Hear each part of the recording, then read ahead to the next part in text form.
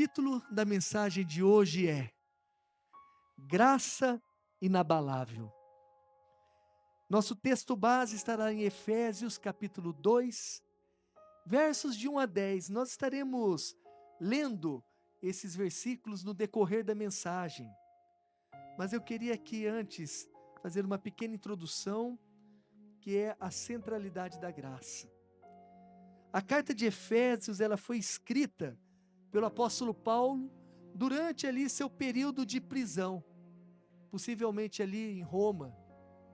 Estava lá detido, aprisionado, e ele escreveu esta carta. Trata-se aqui de uma epístola de caráter profundamente, meus irmãos, doutrinário. Romanos também é uma carta maravilhosa, doutrinária. As cartas paulíneas, temos ali muitos ensinos doutrinários, e Efésios também traz ali um caráter doutrinário quanto à palavra do Senhor, na qual Paulo apresenta a obra redentora de Deus de uma forma bem ampla, de uma forma geral e, acima de tudo, cristocêntrica.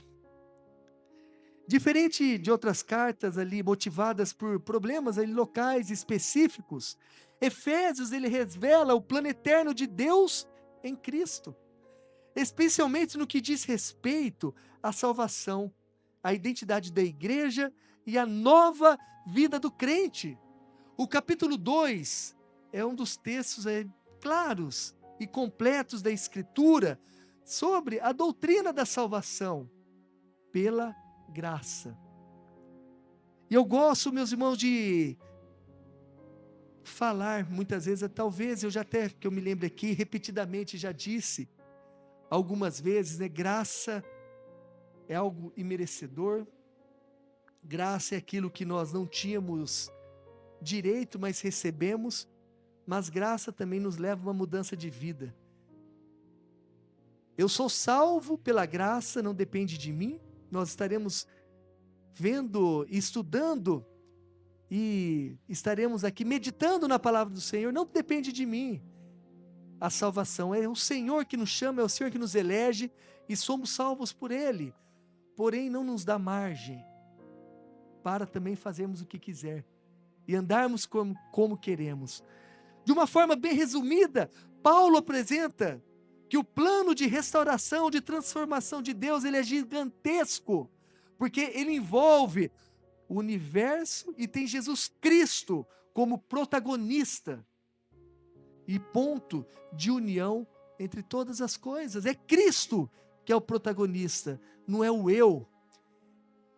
É Cristo que é o protagonista e não a criação.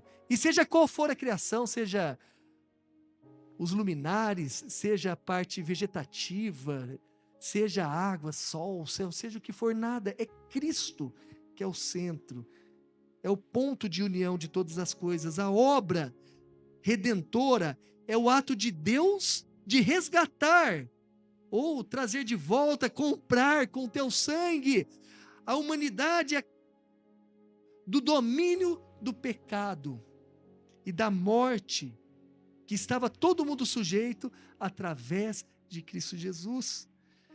E eu digo, meus irmãos, que eu de uma forma ampla, pois a salvação ela não vai se limitar a um pequeno grupo ali, como, por exemplo, os judeus. Muitos judeus, talvez ali naquele ímpeto, né, quando esperava o Redentor, quando esperava o Cristo Jesus para a libertação, via simplesmente aquela nação. Mas Cristo, de uma forma ampla, ele veio trazer a salvação, se estendendo a todos os povos, culturas e todas as esferas sociais, toda a esfera humana. É um plano de Deus que está ali agindo para restaurar a ordem de todo o universo, de tudo aquilo que foi perdido. Um dia nós teremos novos céus e nova terra. Hoje a criação ela geme esperando esse grande dia, porque tudo foi desajustado. Tudo, meus irmãos. Com a queda do ser humano, foi rompido o seu relacionamento pessoal com Deus. Foi rompido o seu relacionamento com o próximo. Foi rompido o seu relacionamento consigo mesmo. Porque o medo, a dor, a insegurança, tudo começou a permear a vida do homem. Foi rompido até com a natureza e com tudo. Tudo se acabou. Mas um dia tudo será transformado para a glória do Senhor. E tudo isso acontecerá de uma forma cristocêntrica. Porque onde Cristo está ali, Ele é o centro absoluto. A palavra do Senhor, ela não é uma demonstração do ser humano em si, ou de um povo em si.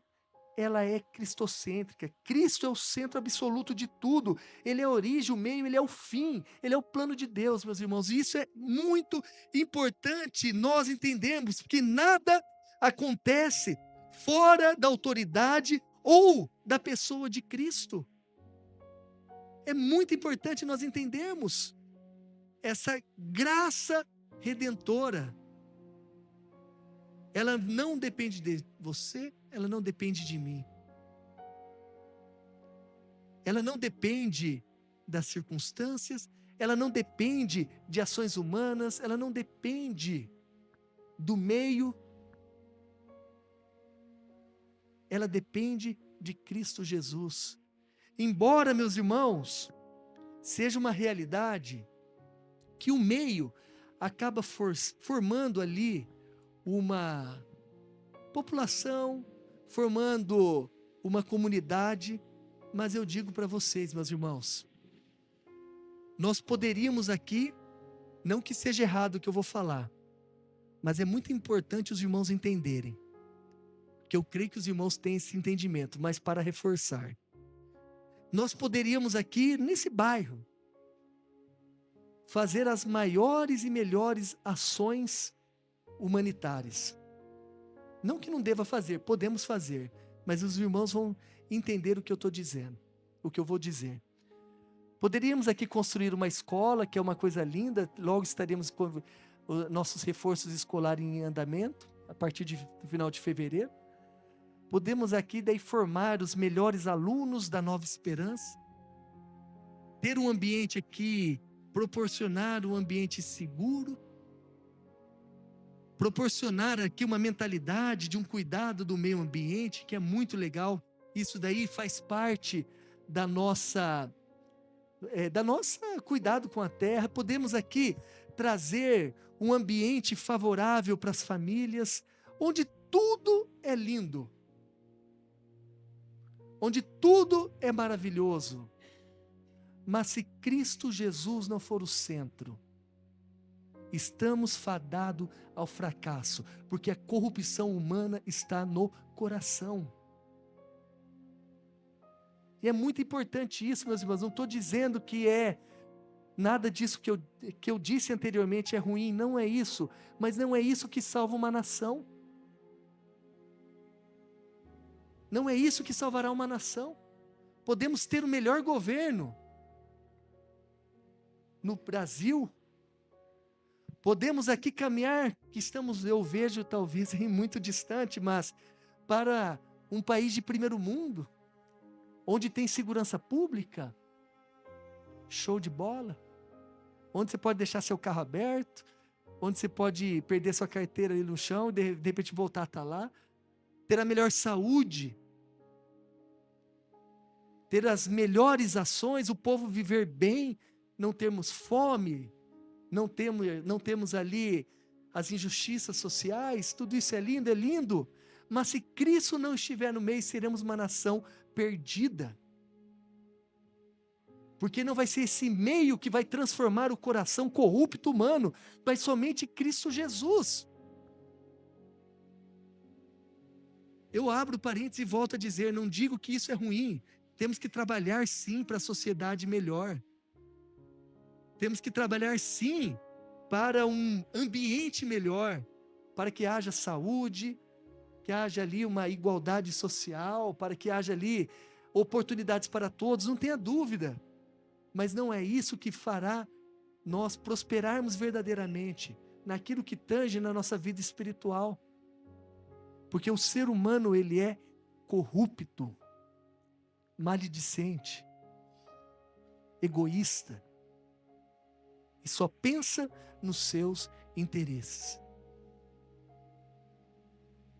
Só pensa naquilo que lhe agrada. E pensando nisso, essa é a condição espiritual do homem sem Cristo.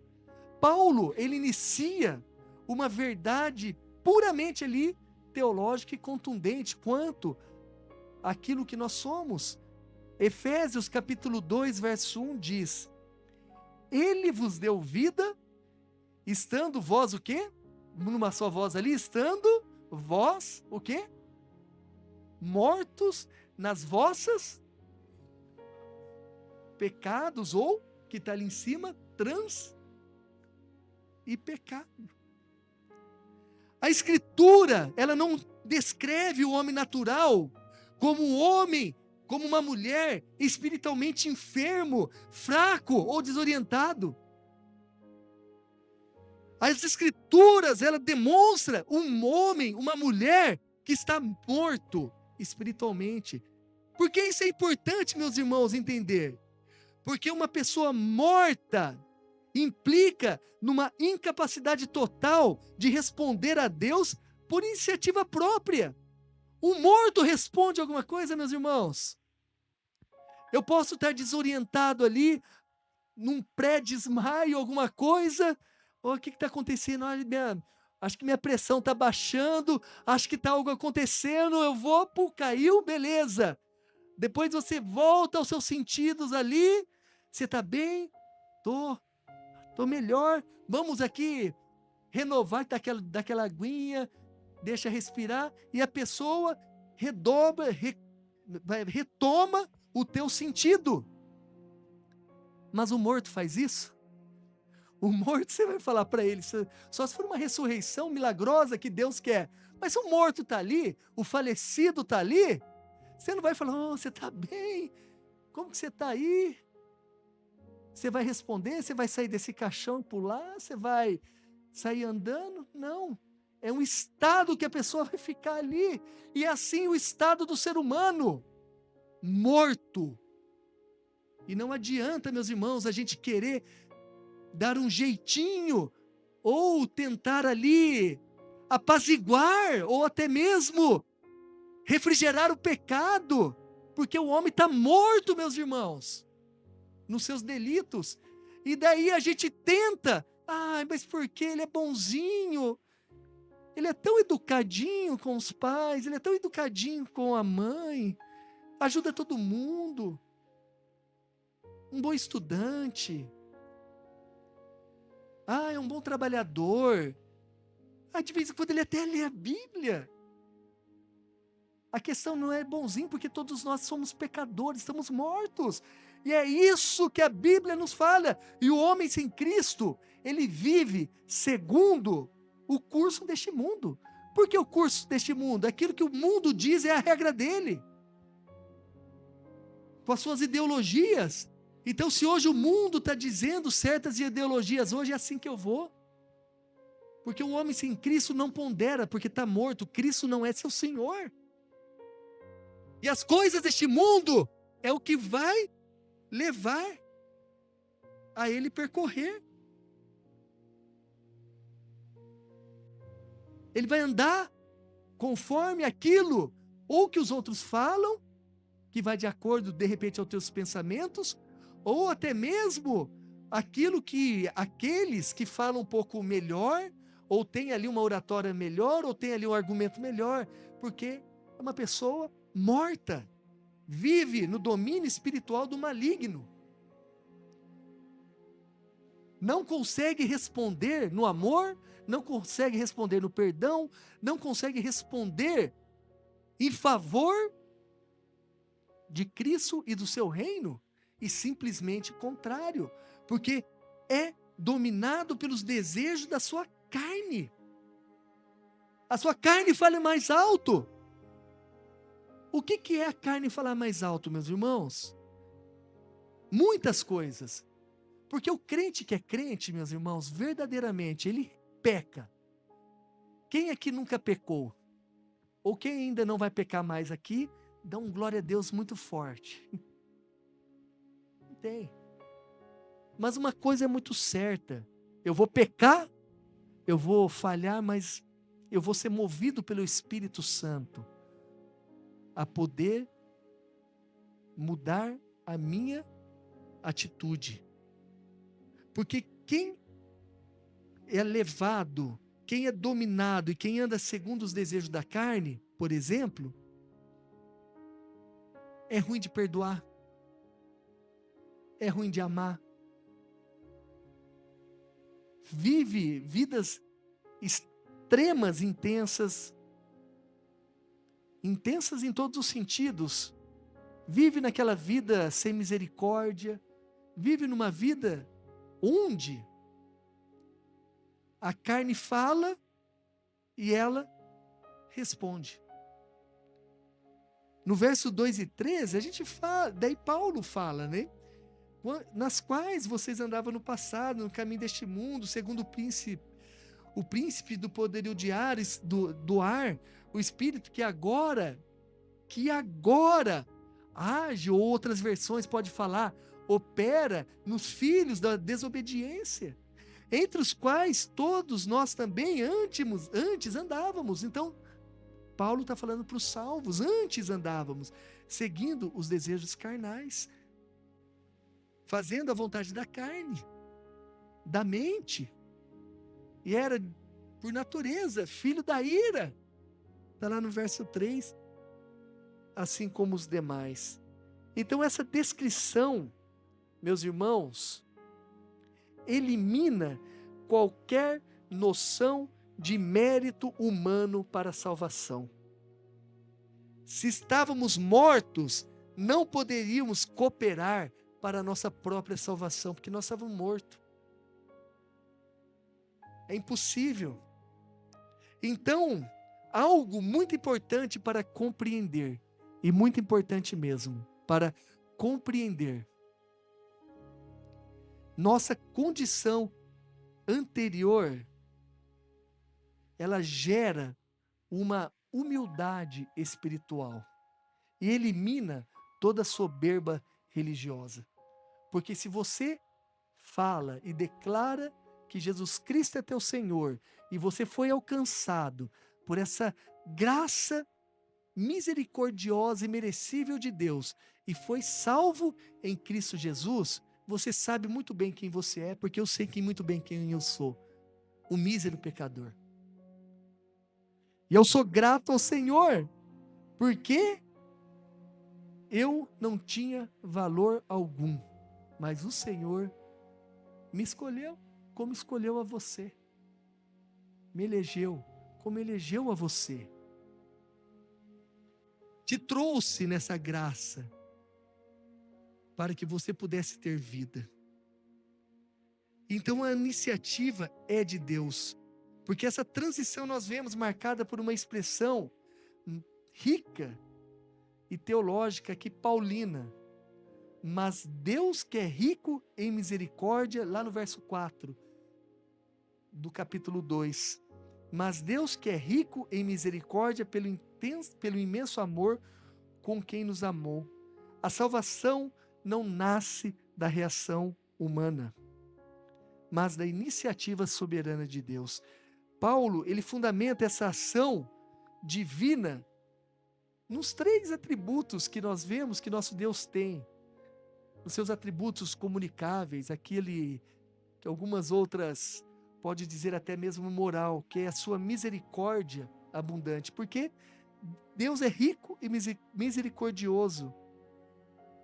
Deus é grande em amor e Ele nos deu uma graça salvadora. Então é importante nós entendermos que eu e você, nós não somos nada. Porque quando nós entendemos que nós não somos nada, isso muda muita coisa. muda o modo de eu olhar a vida, muda o modo de eu olhar a circunstância e tira a nossa soberba de lado e coloca a gente no nosso devido lugar. Porque nós somos prontos para julgar rapidinho. Nós somos prontos para poder fuzilar o outro com as nossas palavras e olhares. Nós somos prontos a julgar conforme o outro, na nossa concepção, merece. E muita luta para poder colocar ali, no nosso dia a dia como cristão, olhar para o outro com amor, misericórdia, perdão, paciência, longanimidade, benignidade, mansidão, domínio próprio. O que é isso aqui? É o fruto do Espírito. Então nós estávamos mortos, meus irmãos. Lá nos versos 5 e 7 nós vemos isso, estávamos mortos. E Deus nos deu-nos vida juntamente com Cristo, porque pela graça que nós somos salvos, Ele nos ressuscitou juntamente com Ele, a palavra de Deus nos diz, e com Ele nos fez sentar em regiões celestiais, em Cristo Jesus, para mostrar nos séculos vindouros a suprema riqueza de sua graça, pela sua bondade, para conosco em Cristo Jesus. Então, mesmo quando estávamos mortos, Deus vivificou juntamente com Cristo. Isso nos aponta para uma doutrina muito linda, que é a doutrina da regeneração. Maravilhoso. Um ato exclusivo de Deus realizado pela sua graça. Falando de salvação, ela é exclusiva de Deus. A regeneração, o que é a regeneração? É o novo nascimento. Uma mudança radical de coração e natureza. É radical. Regeneração é aquilo que se fez novo. Então, operada por Deus na vida da pessoa. E essa obra é exclusiva do Espírito Santo na vida do ser humano. Ela não pode gerar a si mesmo uma regeneração. Ela não pode dizer hoje, eu quero ser bonzinho amanhã, porque eu quero ser legal com as pessoas. Você pode ter essa vontade, mas você não consegue gerar isso por si só. Porque no estresse você vai mostrar verdadeiramente quem você é quando o Espírito Santo não trabalha. Quando os hormônios estiverem aflorados e o Espírito Santo não tem o domínio da vida, a pessoa mostra quem ela é. Então, esta obra ela é exclusiva do Espírito Santo. Exclusiva. Não é minha nem sua. Outra coisa importante, graça, fé e obra. Isso aqui é uma ordem inconfundível. A graça, a fé e a obra. Lá no verso 8 e 9 diz assim. Vamos ler numa só voz esses dois versos? Já está projetando aí, né? A palavra de Deus diz assim: porque pela graça sois salvos, por meio da fé. E isso não vem de vós, é dom de Deus.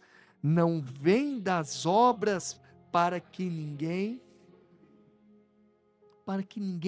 se orgulhe, para que ninguém se glorie. Paulo, ele estabeleceu ali uma ordem, e ela é bem devida. A graça é a causa da nossa salvação. Pela graça, nós somos salvos. Então não é porque você é legal. Nossa, como ele é legal, como ela é boazinha. A salvação não é porque você ajuda o próximo. porque dá dinheiro para os pobres, porque você vai fazer isso ou aquilo. Você não é salvo por isso. A graça que é o instrumento ali de salvação, foi a graça de Deus. A fé é o meio pela qual a graça é recebida. Porque por meio da fé. Por que da fé? Porque quando eu olho muitas vezes para mim, eu falo, Senhor, graças a Deus que é o Senhor que salva, porque se fosse por mim, estava enrolado.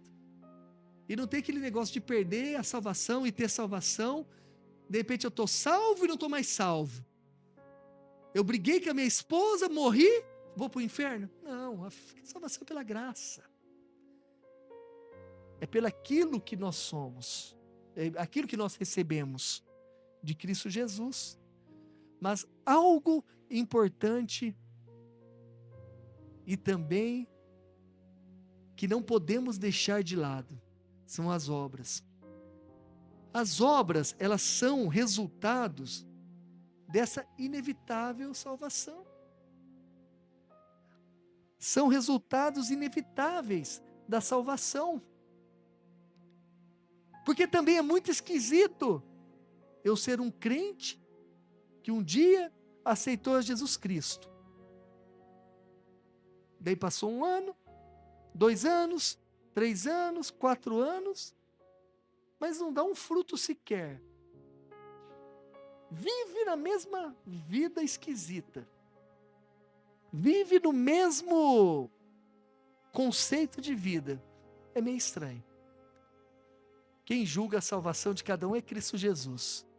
Mas as obras na vida do salvo é inevitável.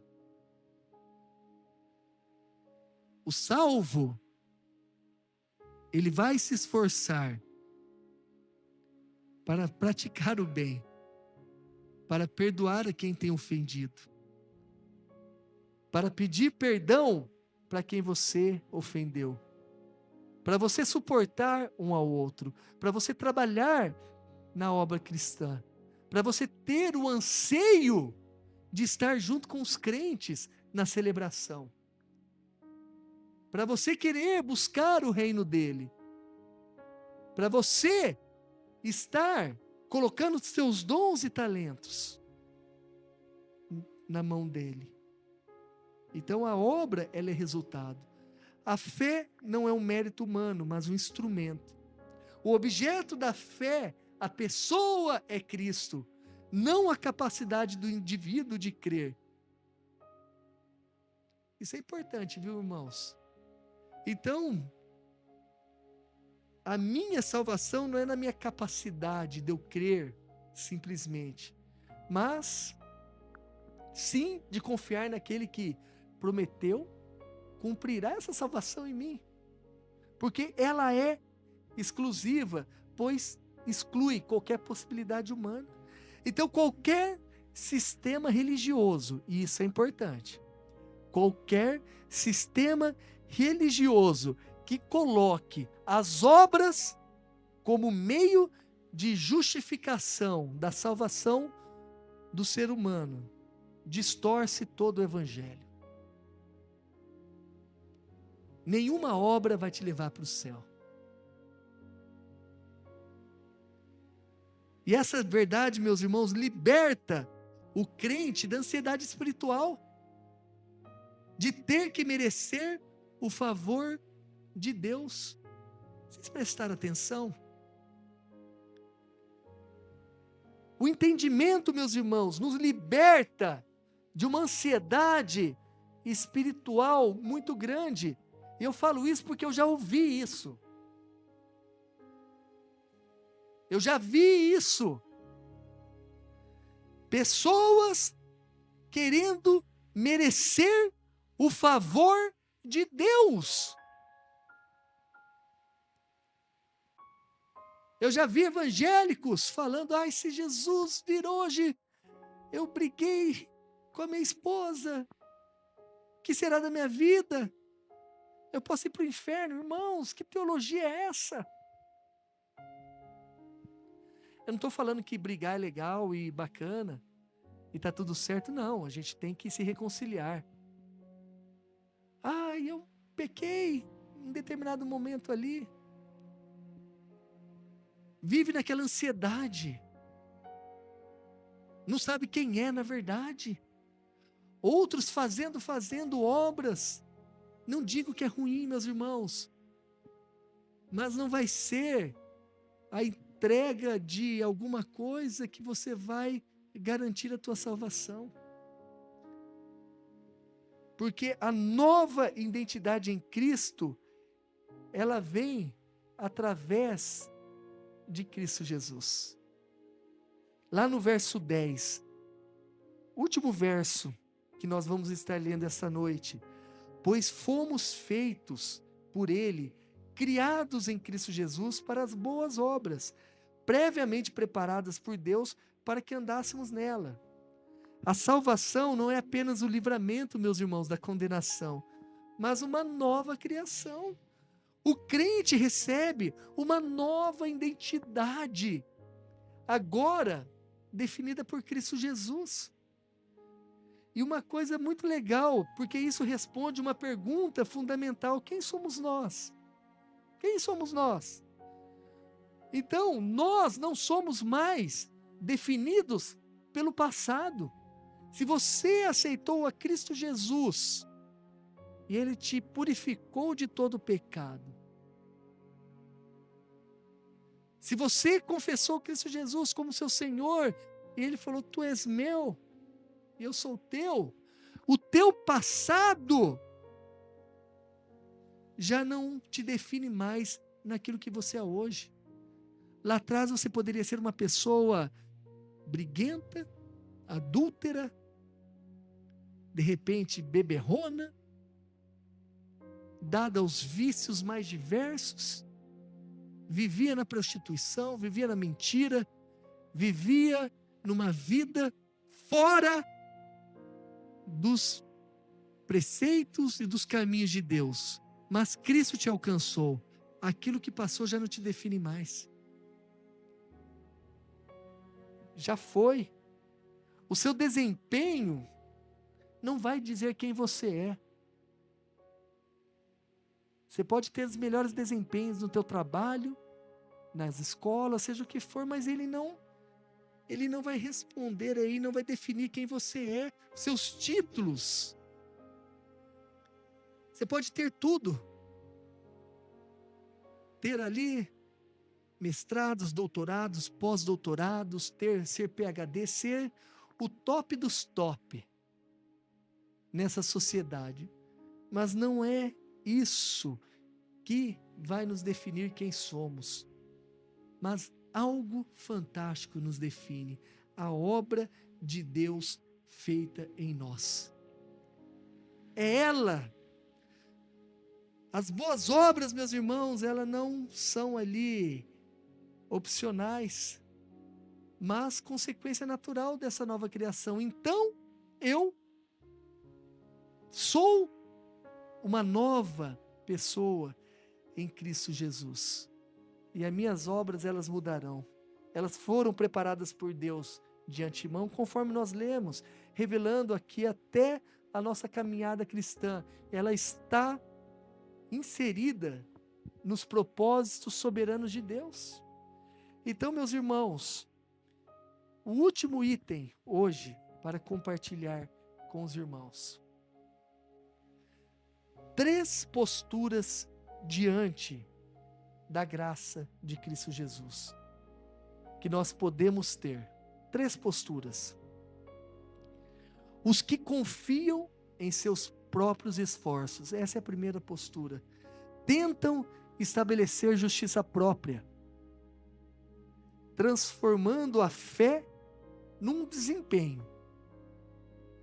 Isso gera muita culpa, orgulho e talvez ali uma frustração espiritual.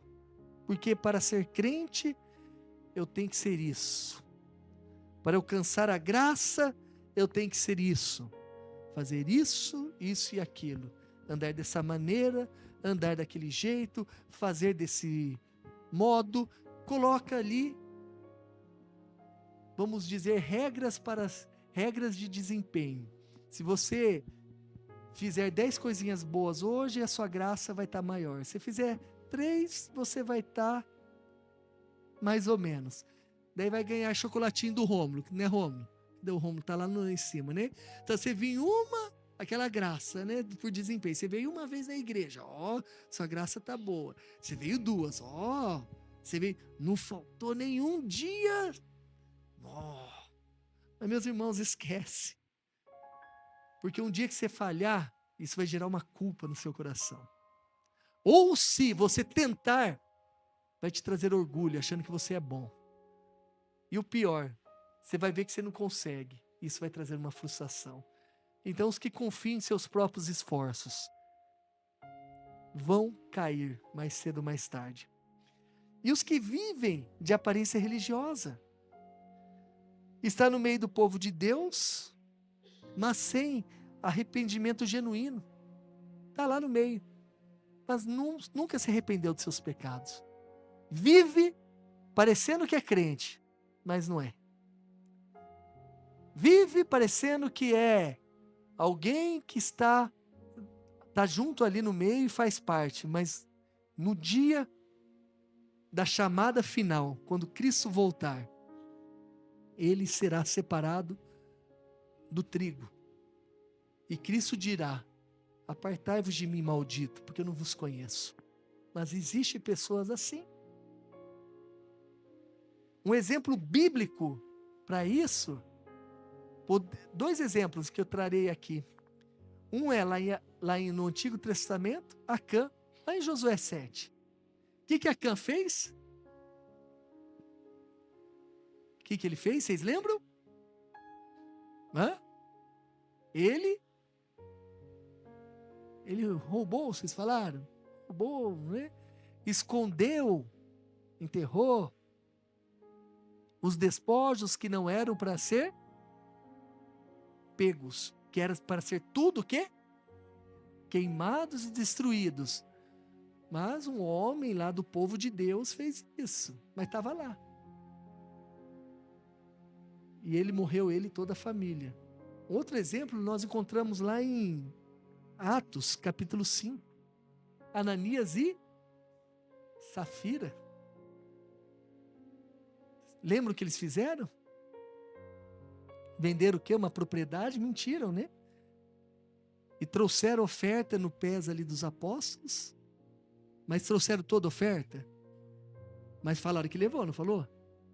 E tiveram a chance de falar. Mas Safira teve a chance do que Ananias.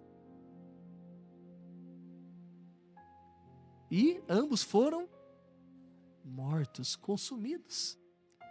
Mas estava no meio do povo, levando lá as ofertas. Mas cedo ou mais tarde, isso cai. E Deus não se agrada de uma religiosidade vazia, fingida. Mas uma outra postura é os que foram verdadeiramente alcançados pela graça de Deus. Estes, eles vivem a partir da identidade a qual eles têm e não da culpa. Não vivem mais pela culpa. Eles obedecem não para serem aceitos. Porque muitas vezes você obedecer, você não vai ser aceito. Muitas vezes você fazer o que é justo, isso daí trará muito desconforto. Mas obedecem porque foram aceitos por Cristo. E têm uma nova identidade. Não pactua mais com a maldade. Não pactua mais com a iniquidade. E procura o bem. Procura aquilo que agrada o seu mestre, Cristo Jesus. Porque foi verdadeiramente alcançado pela graça. Quantas e quantas decisões doloridas a gente já fez na vida, que a gente queria, porque era bom para o nosso corpo, bom para a nossa carne, bom para nosso ego, mas a gente abriu mão por amor de Cristo. É isso que uma pessoa que foi alcançada pela graça tem que ter como postura. Não vive com as desculpas, né, disso ou daquilo, ou que não vive meias verdades. Não vive achando que tem várias verdades, não. Há uma verdade só, que vem da palavra de Deus através de Cristo Jesus. E aí sim, doa quem doer. Verdadeiramente alcançados. E para concluir, vivendo a luz da graça inabalável. A graça que nos salva, ela vai ser a mesma graça que vai nos sustentar a cada dia. Por quê? Porque mais cedo ou mais tarde eu vou pecar. Mais cedo ou mais tarde eu vou pecar. E pela graça de Jesus ele fala: filho, eu vou te levantar novamente e segurar na sua mão. Ela não relativiza o pecado. Não, ele é bonzinho.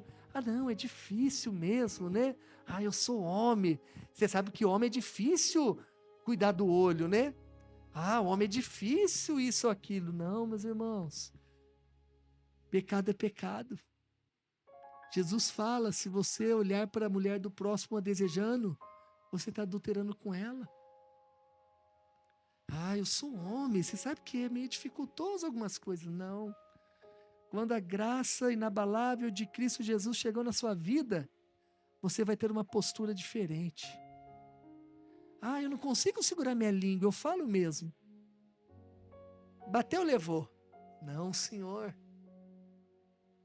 Pecado é pecado. Hoje eu tenho um domínio próprio e controlo a minha língua. Eu fui ofendido, não vou mais para a igreja, não.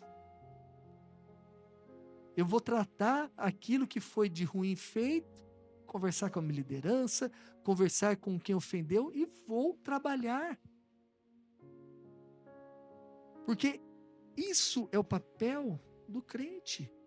E quando a igreja compreende corretamente essa doutrina da graça, isso vai nos levar, meus irmãos, a uma verdadeira e uma adoração mais profunda. Quando nós entendemos verdadeiramente, compreendemos corretamente essa doutrina, a obediência como fruto e não um fardo. Porque quando eu for obedecer, abrindo mão do meu querer, não será mais uma obediência como um fardo. Pode ser dolorida, mas eu sei que Cristo Jesus está no controle. E há uma identidade cristã firme e inabalável. Então a graça é inabalável, porque não está fundamentada em nós, mas na obra perfeita de Cristo realizada lá na cruz do Calvário. E Ele te chama essa noite, para você que não recebeu essa graça, receber hoje. Que quem convence é o Espírito Santo. Mas você que recebeu, Ele reafirma e Ele diz: permaneça firme e fiel, pois eu estou do teu lado. E eu que te fortaleço. É eu que te sustento. É através da minha graça que eu te levanto a cada dia.